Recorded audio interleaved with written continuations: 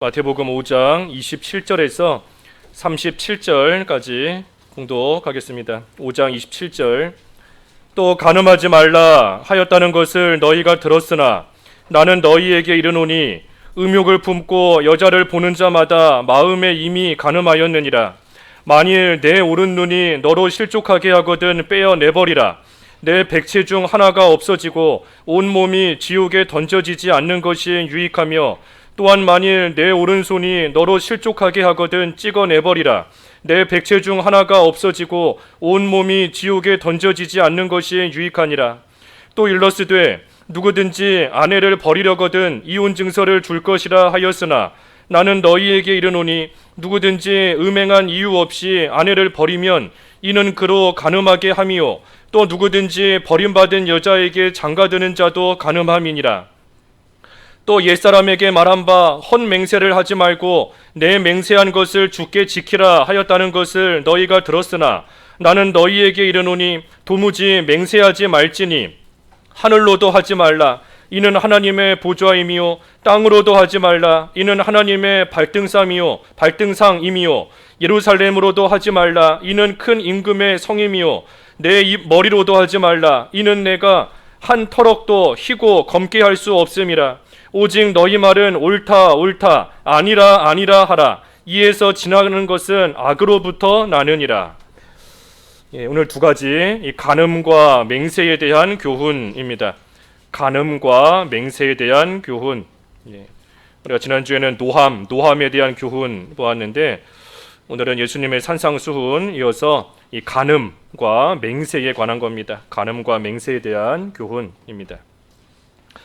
27절, 28절에 보면 이 간음하지 말라 그랬는데 이 간음이라는 것이 그 음행죄, 성적인 죄인데 이 몸으로만 간음죄를 짓는 것이 아닙니다. 여기 28절에 보면 여인을 보고 음욕을 품는 것, 음욕을 품고 여자를 보는 자마다 마음에 이미 간음하였느니라. 그러니 육체적으로 꼭 간음하는 음행하는 행위로 이어지지 않았다 할지라도 이 마음으로 또 이미 음행하며 마음으로 간음죄를 짓는 그러한 일, 여인을 보고 음욕을 품는 것, 음란한 마음을 품는 것 그 자체가 이미 간음하였다. 음란한 마음, 음욕을 품으면 간음이 이제 시작이 되려고 한다 하는 것이 아니라 그러한 마음을 품었을 때 이미 간음하였다 하는 겁니다. 그러니 성경에서 보면 이 간음이라는 것이 세 가지가 나옵니다. 하나는 육체적인 간음, 육체적인 간음. 이거는 하나님께서 모세를 통해 십계명을 주셨을 때에도 그 십계명 가운데 간음하지 말지니라 하고 분명히 나와 있습니다. 육체적으로 이 간음하는 거 하나님의 이 말씀을 법을 어기는 겁니다. 육체적인 간음이 있고 또 한 가지는 오늘 본문에 있는 말씀처럼 이 마음으로 심적 간음, 마음으로 또 간음죄를 짓는 음욕을 품으면 이미 간음한 겁니다. 이미. 그래서 심적인 간음이 있고 또 한 가지는 영적인 간음이 있지 않습니까? 영적인 간음. 그 야고보서 4장 4절에 보면 야고보서 4장 4절에 간음하는 여인들아 세상을 사랑하는 것 마음이 세상으로 기울어지는 것이 다 간음이다 그랬는데 야고보서 4장 4절 읽어봐 주시죠. 야고보서 4장 4절. 야고보서 4장 4절. 간음한 여인들아 세상과 벗된 것이 하나님과 원수됨을 알지 못하느냐. 그런즉 누구든지 세상과 벗이 되고자 하는 자는 스스로 하나님과 원수되는 것이니라. 세상과 벗되는 자들을 가리켜서 간음한 여인들아 그랬습니다. 간음한 여인들아. 그러니 이 간음한 여인들, 이 여인들은 육체적으로 실제 간음한 것도 아니고 또 여인을 보고 음욕을 품은 것도 아니지만 세상과 벗되는 것, 세상과 벗되는 것이 하나님과 원수되는 것이고 그것이 영적으로 간음하는 것이다. 그러니 이 간음이라는 것이 이 세 가지가 다 간음죄인 겁니다. 육체적인 또 심적인 그리고 영적인 간음.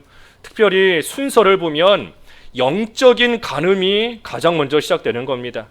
영적으로 그 마음이 하나님을 떠났기 때문에 마음에 음욕이 들어오는 것이고 마음의 음욕이 들어올 때 또한 그것이 육체적인 그러한 간음으로까지 이어지는 겁니다. 그러니 우리가 육체적인 그러한 음행, 육체적인 간음, 또 육체적인 그러한 성적인 죄, 우리가 하나님 앞에 회개해야 되는 것이지만 그거 회개하기 앞서 먼저 영적인 간음을 회개해야 돼요. 하나님께로부터 마음이 떠나고, 이 간음, 죄, 간음이라는 것은 이 사랑할 사람이 있는데 그 사람을 놔두고 이 다른 사람과 이 죄를 짓는 것이 간음죄이지 않습니까? 우리가 하나님의 사람으로서 하나님을 사랑하고 하나님의 사랑을 받으며 살아가는 것이 마땅한데, 그런데 그 하나님을 뒤로하고 세상과 벗대고 나아가니, 그러니 이 간음죄를 짓는 겁니다. 그러니 영적인 간음죄를 먼저 회개해야 돼요. 내가 내 마음에 음란한 생각이 들어온다. 그 이유가 뭔가? 하나님을 떠났기 때문인 겁니다. 내가 육체적으로 성적인 죄를 짓는다. 왜 짓는가? 하나님을 떠났기 때문인 겁니다. 그러니 육체적인 그러한 죄도 우리가 하나님 앞에 회개하고 돌이켜야 되지만, 사실 마음이 하나님께로 온전히 돌아오지 않으면 얼마 안 가서 또 죄 짓는 겁니다. 얼마 못 가서 또 같은 죄, 똑같은 죄 다시 짓게 되어 있어요. 그러니 순서가 항상 이 영적인 간음이 먼저 시작되는 겁니다. 마음속에 음묵이 들어올 때, 육체적으로 그러한 죄 짓는 자리에 나아갈 때 우리가 내가 또 하나님과 원수가 됐구나, 내 마음이 하나님께로부터 멀어졌구나 하는 것을 깨닫고 영적인 간음에서부터 돌이켜야 됩니다. 마음이 하나님을 떠나면 이 음란한 죄, 음욕, 또 간음죄, 이러한 것뿐만이 아니라 다른 죄도 다 들어오게 되어 있어요. 다른 죄가 왜 들어오는가? 하나님께로부터 멀어졌기 때문에 다른 죄도 다 들어오는 겁니다. 우리 마음이 늘 하나님을 향해 있어야 되는데, 우리 마음이 어떻게 해야 하나님을 향할 수 있는가? 우리 성경에 보면, 우리가 오전에도 그 그리스도와의 연합에 대해서 상고해 봤는데, 성경에 보면 그리스도와 우리가 연합된 관계다. 연합, 하나가 되어 있다. 하나 된 관계, 연합된 관계다 하는 것을 여러 가지 비유를 통해서 말씀해 주셨습니다. 여러 가지 비유가 있어요. 오전에 본 것처럼 포도나무와 가지의 연합도 있고, 또 성경에 보면 이 머리와 몸, 그래서 머리는 그리스도고 몸은 교회다. 그래서 이 몸이 머리의 지시를 받아 몸이 움직이는 것처럼, 교회는, 또 우리 성도는 그리스도의 인도를 따라 살아가는 그러한, 그래서 그리스도와 연합된 관계다. 우리 머리와 몸이 하나로 붙어 있는 거잖아요. 떨어질 수 없는 겁니다. 그래서 머리와 몸을 통해서도 연합된 관계를 또 우리에게 가르쳐 주셨고, 또 그 건물, 이 모퉁이 돌과 이 건물, 그것도 물론 조금 다른 면은 있지만 이것도 그리스도와 우리가 연합된 관계다 하는 것을 또 비유적으로 보여주시는 그러한 모습입니다. 모퉁이 돌, 머릿돌을 먼저 딱 세워놓고 그 돌을 중심으로 해서 이제 건물을 그 위에다가 또 그 옆에다가 쭉 치어가는 것처럼, 모퉁이 돌과 또 건물이 서로 연합되어 있다. 그리고 또 한 가지 연합된 관계를 뭘로써 보여주셨는가? 이 남편과 아내의 관계로서, 남편과 아내의 관계로서 보여주신 겁니다. 그 에베소서 5장에 보면 남편들아 하고 쭉 말씀하시고, 또 아내들아 하고 쭉 말씀하십니다. 남편은 아내를 사랑하고 아내는 남편에게 복종해야 된다 하는 말씀을 쭉 주시면서 갑자기 뜬금없이 이 비밀이 크도다 하면서 말합니다. 그 에베소서 5장 32절 읽어봐 주시지요. 에베소서 5장 32절. 에베소서 5장 32절. 이 비밀이 크도다. 나는 그리스도와 교회에 대하여 말하노라.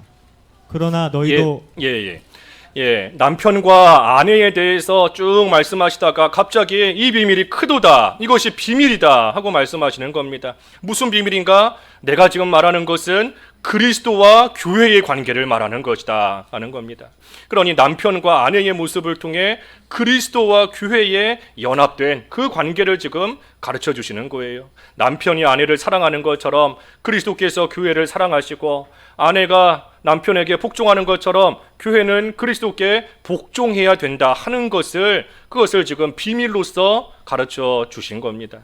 그러니 성경에 이와 같이 연합된 관계를 우리에게 가르쳐 주신 것들이 여러 가지가 있어요. 포도나무와 가지, 모퉁이 돌과 건물, 또 머리와 몸, 남편과 아내. 예. 그런데 우리가 이것을 자세히 살펴보면 포도나무와 가지는 실제로도 붙어 있습니다. 머리와 몸도 붙어 있어요. 모퉁이 돌과 건물도 붙어 있습니다. 그런데 남편과 아내는 붙어 있는 게 아니잖아요.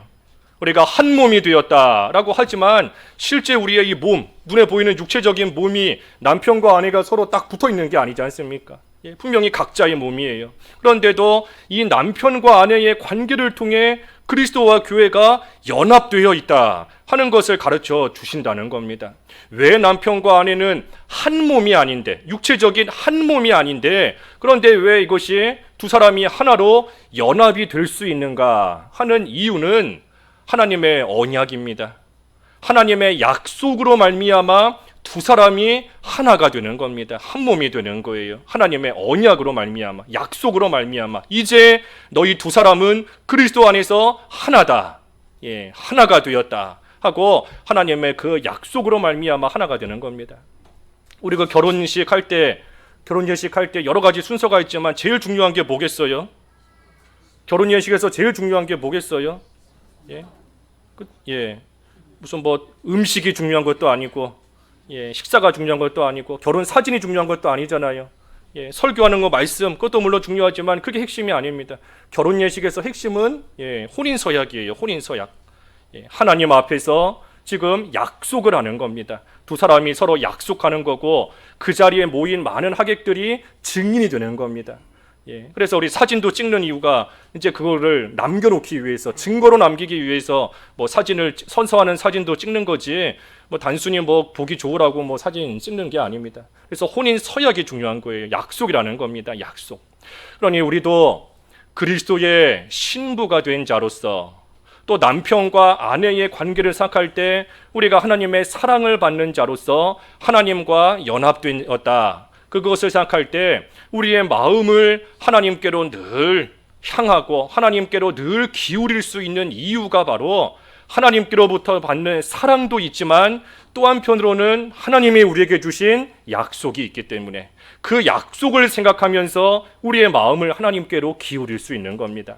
하나님께서 나에게 주신 약속, 구원해 주셨다는 약속, 하나님이 나에게 영생을 주셨다는 약속, 하나님께서 나에게 천국을 주신다는 약속, 그 약속을 우리가 잘 간직하고 생각하면서 우리의 마음을 하나님께로 기울이는 거예요. 세상의 남편과 아내도 마찬가지인 겁니다. 살다 보면 뭐 원치 않게 싸울 때도 있고 서로 사랑해서 결혼했지만 살다 보면 또 그 사랑이 식어질 때도 있는 겁니다. 그러니 결혼을 이어가게 하는 것이 사랑이 아니에요. 사랑하기 때문에 이 사람과 산다. 어느 정도는 맞을 수 있지만 100% 정답은 아닌 겁니다. 사랑이라는 것은 하나님께서 두 사람을 엮어주실 때 사용하시는 그러한 수단이 사랑인 겁니다. 사랑이 목적이 아니에요. 결혼은 언약인 겁니다. 언약, 약속 관계예요. 하나님 앞에서 이제 우리가 부부로 살겠습니다 하고 하나님 앞에서 약속을 했기 때문에 그 약속을 지키며 언약 관계로서 부부 생활을 계속해서 해나가는 겁니다. 그러니 서로의 부족함이 있고 또 못남이 있고 할지라도 하나님 앞에서의 그 약속을 생각하면서 서로 인내하고 또 믿음을 지키며 그 안에서 서로를 향해 바라보며 또 살아가는 겁니다. 우리가 하나님을 바라보고 하나님께 마음을 쏟는 것도 마찬가지라는 거예요. 하나님의 그 사랑을 우리가 생각하고 또 하나님의 언약 백성이 되었다는 나의 신분과 하나님이 나에게 허락해 주신 그 귀한 약속들을 우리가 잘 간직하고 나아갈 때 우리의 마음이 늘 하나님을 향하는, 또 하나님의 사랑 안에서 사랑을 받고 나도 하나님을 사랑하는 그러한 관계가 계속해서 되어져 갈 수 있는 겁니다. 그것이 깨지면 그게 바로 영적인 음란인 겁니다. 그게 깨지면 영적인 간음이에요. 그래서 영적인 간음에서부터 앞에서 본 것처럼 마음의 죄, 육체적인 죄까지 다 이어져서 나오게 되어 있는 겁니다. 그래서 우리의 마음이 늘 하나님을 향하고 우리의 마음속에 예수님을 모시고 살아갈 때 우리가 성적인 죄뿐만이 아니라 다른 죄도 우리가 안 지을 수 있습니다. 내 힘으로는 죄를 안 지을 수가 없어요. 안 짓고 싶어도 우리의 힘으로는 죄를 안 지을 수가 없는 겁니다. 오전에 본 것처럼 예수님께서 내 안에 거하시고 내가 예수님 안에 거해야 그래야지만 많은 열매를 맺을 수 있다. 그렇지 않습니까? 많은 열매를 맺을 수 있는 것이 예수님이 내 안에, 내가 예수님 안에 거하는 그러한 생활이 되는 겁니다. 그러니 그 생활이 뭔가? 먼저는 믿는 거다 그랬지요. 믿는 거다. 예수님을 믿는 거다. 우리 아까 갈라디아서 2장 20절 오늘 여러 번 언급하는데 우리 다 같이 한번 읽어볼까요? 갈라디아서 2장 20절. 우리 외우신 분들도 많이 있을 텐데 갈라디아서 2장 20절. 어떤 분은 사견이지만 어떤 분은 성경 전체에서 제일 중요한 요절이 이 갈라디아서 2장 20절이다 하는 분도 있더라고요. 뭐 개인적인 생각이지만 갈라디아서 2장 20절 다 같이 한번 읽어봅시다. 시작.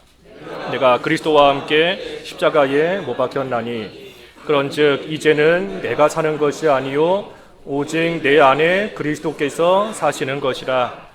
이제 내가 육체 가운데 사는 것은 나를 사랑하사 나를 위하여 자기 자신을 버리신 하나님의 아들을 믿는 믿음 안에서 사는 것이라. 이것을 믿는 믿음으로 우리가 살아갈 때 죄 안 질 수 있다 그랬지 않습니까? 이것을 믿어야 돼요. 자꾸 죄 짓고자 하는 나의 되지 못한 것이 나오려고 해도 나는 그리스도와 함께 십자가에 이미 못 박혔다 하는 것을 믿는 거고, 그 그리스도께서 나를 사랑하실 뿐 아니라 내 안에 살아계신다. 내 안에 계시는 그리스도를 믿는 것이고 나를 사랑하사 나를 위하여 자기 자신을 버리셨음을 믿는 겁니다. 그 믿음 안에 우리가 거해야지만 그 믿음으로써 우리가 죄를 다 이기고 끊을 수 있는 것이고, 그때에 그 믿음으로 말미암아 우리 안에 그리스도가 사신다 그랬는데 우리 안에 사시는 그리스도의 역사로 말미암아 죄를 끊을 수 있고, 그 우리 안에 계시는 그리스도의 능력으로 말미암아 죄를 이기고 마귀를 이기고 깨끗한 생활, 거룩한 생활 해나갈 수 있는 겁니다. 그래서 우리 안에 계시는 그리스도로 말미암아 우리는 이길 수 있는 것이지, 그 예수님을 믿는 믿음이 없으면 아무리 우리가 힘쓰고 죄 안 짓겠다 할지라도 죄 안 짓고자 마음 굳게 다짐해도 옆에서 누가 한번 쿡 찌르면 분노가 일어나는 겁니다. 누가 와서 유혹하면 또 나도 모르게 또 넘어가는 거예요. 불리한 상황 되면 또 거짓말이 나오는 겁니다. 그래서 우리의 힘으로는 할 수 없는 줄을 알고 그리스도가 내 안에, 내가 그리스도 안에 거하실 때 그때에 많은 열매를 맺을 수 있는 줄 알고 우리가 우리 안에 계시는 그리스도를 믿는 믿음으로 살아야 돼요. 그리스도를 믿는 믿음으로. 그리고 그 그리스도와 예수님과 함께 늘 교통하는 생활이 돼야 된다. 예수님의 것을 날마다 받고 내가 가지고 있는 거, 이거 내가 가지고 있을 것이 아니구나. 내 힘으로 해결될 수 있는 것이 아니구나.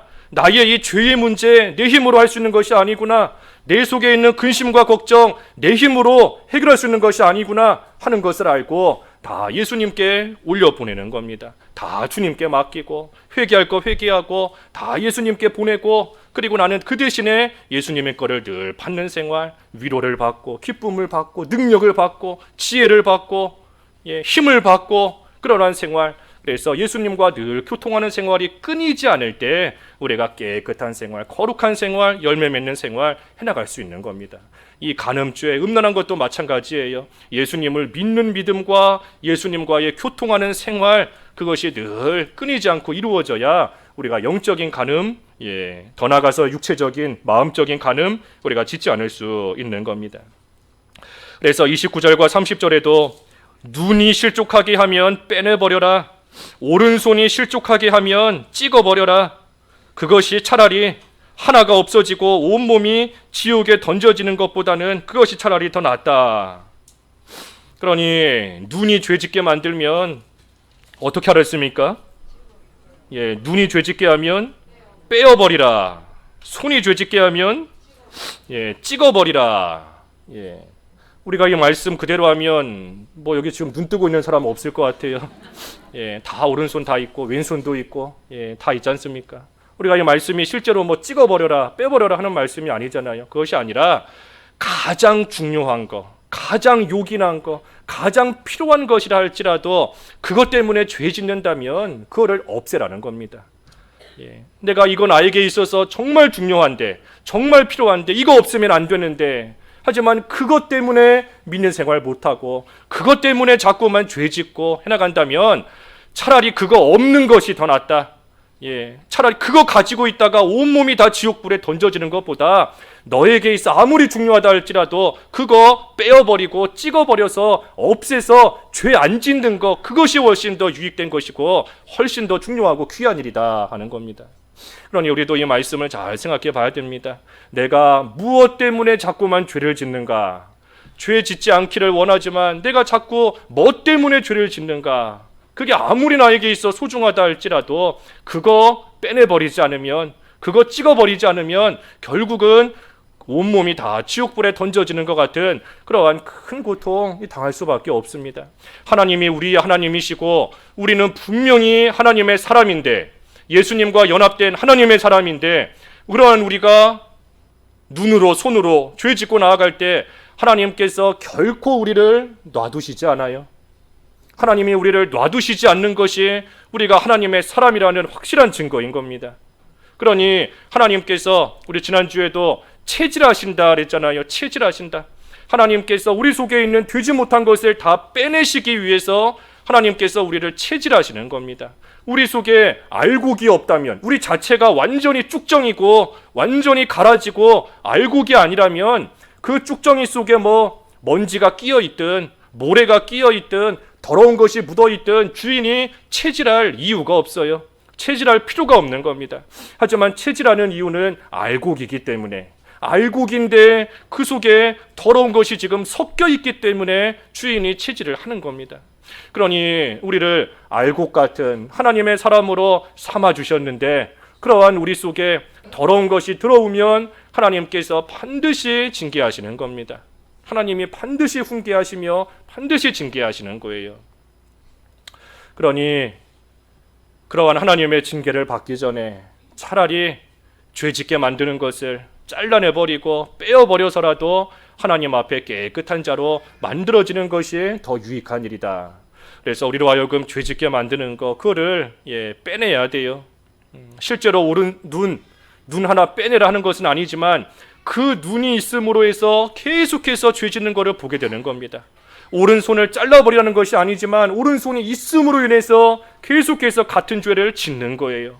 그러니 그거 없애지 않으면 그 죄에서부터 돌이킬 수 없는 겁니다. 그러니 아무리 요긴한 것이다, 꼭 필요하다 할지라도 그것 때문에 자꾸만 넘어지고 그것 때문에 죄 짓는다면 그거 없애라 하는 겁니다. 사람마다 다 달라요. 중요한 게 뭔가, 누구에게는 뭐 자존심이 될 수도 있고, 누구에게는 돈이 될 수도 있고, 뭐 누구에게는 자기 자신이 될 수도 있고, 육체가 될 수도 있고, 즐거움이 될 수도 있고, 쾌락이 될 수도 있고, 사람마다 다 다른 겁니다. 죄짓게 만드는 것을 없애야 되는 겁니다. 그렇지 않으면 지옥불에 떨어진다, 던져진다. 실제 지옥 간다는 것이 아니라 지옥 같은 그러한 고통을 당한다는 겁니다. 우리 지난주에도 앞에 그 22절에도 형제에게 욕하는 자, 노하는 자 지옥불에 들어가게 된다. 22절에 그랬는데 다 지옥 같은 고통을 당하게 되는 겁니다. 그러니 노하는 것과 또 오늘 간음하는 것과 이 모든 것이 다 그 결과는 지옥에 던져지는 겁니다. 이게 뭐겠어요? 죄에 대한 결과는 항상 고통인 겁니다. 죄에 대한 결과는 항상 고통이고 예외가 없어요. 항상 고통이고 항상 비참함인 겁니다. 죄 짓고도 멀쩡하게 살아갈 수 있는 하나님의 사람은 한 사람도 없습니다. 하나님의 성도인데 죄 짓고 멀쩡하게 아무렇지도 않게 살아간다? 그럴 수 없어요. 그래서 지옥에 던져진다 그랬습니다. 31절에서 32절은 이 부부가 헤어지는 그러한 경우를 말하고 있는데, 31절에 또 일러스되 누구든지 아내를 버리려거든 이혼 증서를 줄 것이라 하였으나 나는 너희에게 이르노니 누구든지 음행한 이유 없이 아내를 버리면 이는 그로 간음하게 함이요 또 누구든지 버림받은 여자에게 장가드는 자도 간음함이니라 그랬습니다. 그러니 성경에서 이 부부가 헤어질 수 있다, 헤어지게 되는 그러한 경우가 몇 가지가 있습니다. 그 중에 하나가 오늘 여기 32절에 있는 말씀처럼 음행했을 때, 음행했을 때에는 이 부부가 서로 그 혼인 계약을 이제 그만두고 헤어질 수 있는 겁니다. 음행했을 때. 또 성경에서 언제 헤어질 수 있는가? 성경에서 말한 거 보면은 그 로마서 7장 2절입니다. 로마서 7장 2절 읽어 주십시오. 로마서 7장 2절. 남편 있는 여인이 그 남편 생전에는 법으로 그에게 매인 바 되나 만일 그 남편이 죽으면 남편의 법에서 벗어나느니라. 남편이 죽으면 남편의 법에서 벗어나느니라. 그러니 부부 중에 한 명이 죽었을 때, 이때에도 뭐 당연한 결과이지만 이 부부가 또 헤어지게 되는 겁니다. 그러니 부부 중에 한 명이 죽었다라고 하면 이 남은 한 사람은 또 재혼할 수도 있는 겁니다. 이미 그것이 다 끝났기 때문이에요. 그래서 한 명이 한쪽이 죽었을 때인 것이고, 또 한 가지는 믿는 생활 하다가 믿음 때문에 쫓겨날 때, 믿는 생활 하다가 쫓겨날 때 또 그때도 부부가 헤어질 수 있는 겁니다. 고린도전서 7장 15절입니다. 7장 15절 읽어주십시오. 고린도전서 7장 15절. 혹 믿지 아니하는 자가 갈리거든 갈리게 하라. 형제나 자매나 이런 일에 구애될 것이 없느니라. 그러나 하나님은 화평 중에서 너희를 부르셨느니라. 고린도전서 7장 15절에 이 믿지 아니하는 자가 갈리거든 갈리게 하라 그랬습니다. 그러니 그 앞에 7장을 쭉 읽어보면 이 부부 중에 한쪽이 믿지 않는데 그 사람이 만약에 좋아하거든, 다시 말하면 원하면 같이 살 수 있어요. 하지만 같이 사는 것을 원치 않으면 그때에는 여기 7장 15절의 말씀처럼 이 갈라지자 하면 갈라설 수 있는 겁니다. 왜냐하면 이 부부 관계보다 더 중요한 것이 하나님과의 관계이기 때문입니다. 하나님과의 관계가 부부 관계보다 더 중요한 거예요. 이 결혼이라는 것도 사실 결혼을 왜 하나님께서 우리에게 주셨는가 하면 이 사람은 늘 부족하기 마련인 겁니다. 우리 하나님께서 처음 만드신 아담 한 사람만 봐도 알 수 있잖아요. 홀로 있는 것이 좋아 보이지 않으니 하나님께서 하와를 만드셔서 아담에게 부부로서 딱 맺어 주신 거지 않습니까? 사람은 늘 부족해요. 그러니 혼자서 부족하지만 두 사람이 서로의 부족함을 채워줌으로써 조금 더 온전한 자가 되어서, 좀 더 온전한 자가 돼서 하나님을 잘 섬기도록 하기 위해서 하나님께서 부부가 되게 하신 겁니다. 그러니 부부가 되어서 사실은 그 두 사람이 믿는 생활을 혼자일 때보다 더 잘해야 되는 겁니다. 만약에 결혼했는데 혼자였을 때보다 믿는 생활을 더 못한다라고 하면 그 결혼은 잘못된 겁니다. 결혼이 잘 됐는가 잘못됐는가, 뭐 둘이 얼마나 행복하게 잘 사나, 돈을 얼마나 많이 버나, 좋은 집을 잘 사나, 뭐 그게 부부생활, 결혼생활 잘했다는 기준이 아니에요. 결혼생활을 잘한다는 것은 혼자일 때보다 믿는 생활을 더 잘하고, 혼자일 때보다 하나님의 일을 더 열심히 하고, 혼자일 때보다 하나님 더 사랑하는 그러한 온전한 자로 잘 만들어져야 결혼생활 바로 하고 있는 거고 잘하는 겁니다. 그러니 결혼도 그러한 목적으로 하나님께서 우리에게 주신 것인데, 그런데 부부 중에 한 사람이 믿지를 않아서 남은 한 사람이 하나님을 섬기며 믿는 생활 하는 데에 큰 핍박을 받고 큰 어려움을 당한다라고 한다면 그때에는 갈라설 수 있다 하는 겁니다. 믿는 생활에 큰 손해를 볼 때예요. 하지만 그때에도 여기 15절 마지막에 보면 그러나 하나님은 화평 중에서 너희를 부르셨느니라. 16절에도 아내 된 자여 내가 남편을 구원할는지 어찌 알 수 있으며 남편 된 자여 내가 내 아내를 구원할는지 어찌 알 수 있으리요. 그랬으니 되도록이면 또 할 수 있는 데까지는 하나님께서 이 사람을 나로 하여금 구원하게끔 전도하게끔 하셨다 하는 생각을 가지고 할 수 있는 데까지는 전도의 목표를 가지고 화평하면서 살아가는 것이 또 필요합니다. 하지만 아무리 시간이 지나도 오히려 믿는 생활에 더 어려움만 당하고 핍박만 당하고 믿는 생활조차 제대로 할 수 없는 그런 지경에까지 이른다면 그때에는 갈라서서라도 하나님과의 관계를 바로하고 하나님 바로 섬기고 나아가는 것, 그것이 훨씬 더 중요한 일인 겁니다. 그래서 성경에서 말하는 이 헤어질 수 있는 것이 이러한 것들, 이러한 사유들이 있습니다. 그러니 뭐 이러한 것에 해당하지 않는 것, 요즘에 뭐 많은 사람들이 결혼했다가도 헤어지고, 또 요즘에 젊은 사람들 보니까 그 아예 이혼할 가능성을 두고 뭐 결혼하고 나서도 한 1년 정도는 혼인신고를 안 한다고 그래요. 예, 혼인신고 안 하고 한 1년 정도 살아보다가 그리고 나서 이제 살만한 것 같다 하면은 그때 가서 이제 혼인신고하고, 예, 그 요즘에 뭐 추세라고 하더라고요. 예, 그렇게 한다고 해요. 근데 우리는 그런 거 아닌 겁니다. 헤어질 수 있는 것은 여기 있는 것처럼 음행죄를 지었든지, 예, 음행죄를 지었든지, 아니면 한쪽이 세상을 먼저 떠났든지, 아니면 예, 믿는 생활에 큰 손해와 어려움을 당할 때 그때의 하나님을 바로 섬기는 그런 목적으로서 이혼할 수 있는 겁니다. 그러니 그 외의 이유들은 하나님 앞에 합당치 않습니다. 예, 성격 차이, 예, 성격 차이로 많이 헤어지더라고요. 예, 맞지 않아요. 성격이 다른 게 당연하지요. 예, 두 사람이 지금까지 평생을 다른 환경에서 예, 살아왔는데 어떻게 성격이 같을 수가 있겠어요? 예, 성격의 차이가 있고, 또 무슨 뭐 물질적인 어려움을 당하고, 또 나에 비해서 이 사람은 너무나 부족하다. 예, 부족하기 때문에 이 사람한테 나를 붙여주신 겁니다. 이 사람 왜 이렇게 못났나? 다른 집 남편은, 다른 집 아내는 너무나 집에서도 잘하고 참 가정적이고 훌륭한데 왜 이 사람은 이렇게 부족하고 못났는가? 그렇기 때문에 나를 붙여주신 겁니다. 그 부족함을 나로 하여금 채워서 온전한 자가 되게끔 하시기 위해서 하나님께서 채워주신 거예요. 그러니 뭐 그러한 이유들로서는 우리가 헤어지는 거 하나님 앞에 합당한 일이 아닌 겁니다. 그래서 오늘 본문 돌아오면 예, 음행죄 지었을 때에는 예, 헤어질 수 있지만 예, 다른 이유로는 해서는 합당하지 않다 하는 말씀입니다. 그래서 간음에 대한 교훈이고, 그 다음에 33절에서 37절은 맹세에 대한 교훈입니다. 맹세하지 말라 그랬어요. 맹세하지 말라. 왜냐하면 맹세한다고 해서 사람의 힘으로 바꿀 수 있는 것이 하나도 없습니다.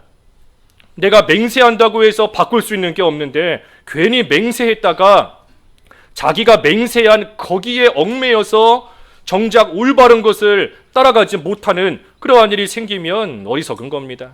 그러니 괜히 얽매이지 않도록, 맹세해봤자 아무 소용도 없는데 괜히 거기에 얽매이는 일이 생기지 않도록 이 쓸데없는 맹세 하지 말라는 겁니다. 33절부터 쭉 보면 옛사람에게 말한 바 헛맹세하지 말고 내 맹세한 것을 주께 지키라 하였다는 것을 너희가 들었으나 나는 너희에게 이르노니 도무지 맹세하지 말지니 하늘로도 하지 말라. 이는 하나님의 보좌이미요. 예, 다시 말하면 맹세한다고 해서 하늘이 바뀌는 게 아니라는 겁니다. 또 35절에 땅으로도 하지 말라. 이는 하나님의 발등상이미요. 예, 땅으로도, 땅이 변하지도 않아요.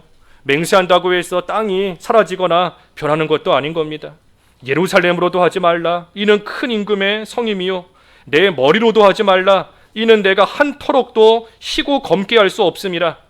예, 사람이 맹세한다고 해서 자기 머리카락을 희게 할 수 없고 또 검게 할 수도 없는 겁니다. 그러니 맹세하는 거 다 소용없는 줄 알고 헛된 것인 줄 알고 괜히 쓸데없는 그러한 맹세 하지 말라는 겁니다. 우리 사람은 하나님께서 정하신 대로 따라가는 겁니다. 하나님께서 정하신 대로, 또 하나님께서 이루시는 대로 우리 사람은 따라가는 겁니다. 물론 하나님이 정하시고 이루신 대로 따라간다라고 해서 하나님께서 우리를 그저 피동적인 존재로, 어떤 수동적인 그러한 존재로만 우리를 만드신 것은 아니에요. 왜냐하면 하나님께서 우리 모든 사람에게 이 자유의지라는 것을 주셨기 때문입니다. 이 자유의지라는 것이 사실 어려운 부분이에요. 생각처럼 그렇게 쉬운 부분은 아닌 건데, 뭐가 됐든 우리에게 하나님께서 자유의지를 주셨습니다. 간단하게만 생각해 보면 자유의지라는 것은 예수님을 믿지 않는 자, 다시 말해 타락한 자도 자기 의지를 가지고 자기가 하고 싶은 일을 할 수 있습니다. 하지만 타락한 자에게 주어진 자유의지라는 것은 죄밖에는 지을 수 없는 의지입니다. 타락한 사람의 의지는 죄밖에는 지을 수 없는 그러한 의지가 타락한 사람이 가지고 있는 자유의지예요. 그러니 예수님을 믿지 않고 타락한 가운데 있는 그러한 사람은 행하는 모든 것들이 다 죄입니다. 예수님을 믿지 않는 이상 아무리 세상에서 선하다, 착한 일 했다 할지라도 하나님 앞에서는 다 죄예요. 예수님 믿지 않는 이상은 다 죄인 겁니다. 반면에 예수님을 믿는 우리에게 주신 자유의지, 예수님을 믿는 우리가 가진 자유의지는 무엇인가? 죄를 안 지을 수 있는 의지입니다. 우리에게는 죄를 안 지을 수 있는 그러한 의지를 주셨어요. 그러니 우리는 우리에게 주신 이 의지를 가지고 죄를 안 지을 수 있습니다. 물론 이 죄를 안 짓는다는 것이 앞에서 언급한 것처럼 죄 자체를 아예 안 짓는다는 그런 뜻이 아니라 하나님께서 이러한 죄를 안 지을 수 있는 의지를 주셨기 때문에 우리는 죄를 지을 만한 상황이 되었어도 이 죄를 지으면 안 된다 하는 것을 우리의 의지적으로 알고 있는 것이고, 또 어떻게 하든 죄 안 짓고자 하는 그러한 길로 가고자 하는 그러한 의지가 우리에게 있는 겁니다. 실제로 죄를 짓냐 안 짓냐는 둘째 문제인 것이고, 죄를 안 짓고자 하는 그러한 의지가 우리에게 주어져 있다는 거예요. 그것이 우리에게 주신 자유의지인 겁니다. 그러니 바꿔 말하면 우리가 죄 짓는 것은 내 책임입니다.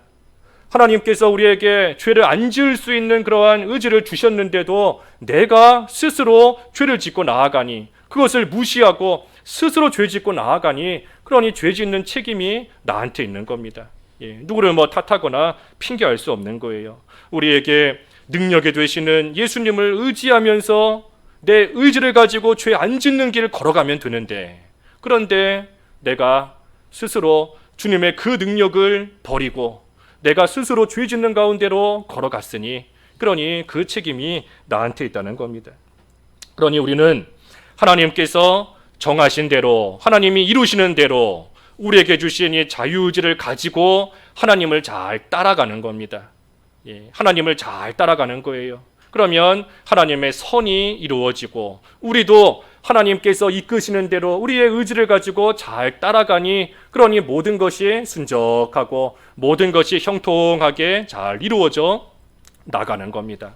쉽게 예를 들면 그 소, 요즘에 어린아이들은 소를 못 봐가지고 동물원이나 가야 소가 있는 줄 아는데, 근데 아무튼 이 소, 주인이 소를 이렇게 앞에서 줄로 묶어서 끌고 가잖아요. 줄을 끌고 가는 겁니다. 이 소가 주인의 이끌림을 받지 않고 자기 마음대로 어디 딴 데로 가고 싶은 마음이 있어요. 하지만 이 소가 주인이 이끄는 대로 잘 마음을 정해서 그대로 잘 따라가면 앞에서 주인이 이끌고 가니 이 소는 그저 발만 떼면 편안하게 걸어갈 수 있는 겁니다. 하나님께서 우리를 이끄시는 것이 그와 같다는 겁니다. 우리에게 그저 가기 싫은데 하나님께서 억지로 우리를 끌고 가시는 게 아니라 우리에게 하나님을 따라갈 수 있는 의지를 주셨으니, 그러니 그 의지를 가지고 하나님께서 이끄시는 대로, 하나님이 정하시는 대로 우리가 잘 따라가기만 하면 그게 선이 이루어지는 것이다. 그게 순적한 우리의 삶이 되는 것이다 하는 겁니다. 그래서 우리는 하나님을 따라가는 자들인 것이지 하나님께서 하시는 것을 바꾸는 자들이 아닌 겁니다. 바꿀 수도 없어요. 바꿀 수도 없는 겁니다. 그렇기 때문에 맹세는 헛된 것이다 하는 겁니다. 맹세한다고 해서 바뀌는 것이, 하나님께서 해나가시는 일 가운데 바뀌는 것이 없다는 겁니다. 그래서 마지막 37절에 오직 너희 말은 옳다 옳다 아니라 아니라 하라. 이에서 지나는 것은 악으로부터 나느니라. 그러니 옳은 것은 옳다 하고 아닌 것은 아니다 라고 해야지, 괜히 맹세한 것 때문에 올바른 것이 뭔 줄 알면서도 그것을 안 한다라고 하면 그것은 악으로부터 난 것이다. 다시 말하면 하나님 앞에 이것도 죄라는 겁니다. 하나님 앞에 악한 일이고 하나님 앞에 옳지 못한 그러한 일이라는 거예요. 그러니 괜히 맹세했다가 거기에 얽매여서, 거기에 사로잡혀서 올바른 것이 뭔지를 나중에 가서 알았는데도 행하지 못하면 안 되니, 그러니 아예 맹세하지 않는 것이 지혜로운 것이다 하는 것이고, 또한 설령 맹세했다라고 할지라도 후에 가서 올바른 것이 무엇인 줄을 알았으면 맹세했을지라도 올바른 것을 따라가야 되는 겁니다. 사람들이 볼 때에는 저 사람 예전에 저렇게 말했는데 지금에 와서는 자기가 맹세한 거를 바꾸고 있다. 저 사람 말이 바뀌었다 하는 그러한 얘기가 또 나올 수도 있어요. 예. 우리 그 나단 선지자가 그랬잖아요. 나단 선지자. 그 사무엘하 7장 한번 볼까요? 여기 한 군데만 보고 우리 마치지요. 사무엘하 7장. 사무엘하 7장 3절부터 5절까지 읽어봐 주십시오. 사무엘하 7장 3절에서 5절. 3절 나단이 왕께 아뢰되 여호와께서 왕과 함께 계시니 마음에 있는 모든 것을 행하소서 아니라 그 밤에 여호와의 말씀이 나단에게 임하여 이르시되 가서 내 종 다윗에게 말하기를 여호와께서 이와 같이 말씀하시되 내가 나를 위하여 내가 살 집을 건축하겠느냐. 예. 이 나단 선지자가 다윗이 선한 마음으로 하나님의 성전을 짓겠습니다라고 했을 때 나단 선지자가 그것을 좋게 여겼습니다. 좋게 여겨서 다윗을 격려해 주고 3절에 있는 말씀처럼 하나님이 왕과 함께 계시니 마음에 있는 모든 것을 행하소서 하고 나단이 다윗에게 말했습니다. 그런데 그날 밤에 나단이 여호와의 말씀을 여호와의 뜻을 깨달은 겁니다. 다윗은 성전을 짓는 것이 하나님의 뜻이 아니다 하는 것을 나단이 그날 밤에 깨달은 겁니다. 그러니 나단이 다윗에게 한 말이 있지만 다윗에게 잘하고 있습니다. 그렇게 하십시오. 하나님이 함께 하실 겁니다. 하고 했던 말이 있지만 하나님의 뜻을 뒤늦게나마 깨달았기 때문에 이 나단이 다윗에게 그 하나님의 뜻만을 가서 다시 말하는 겁니다.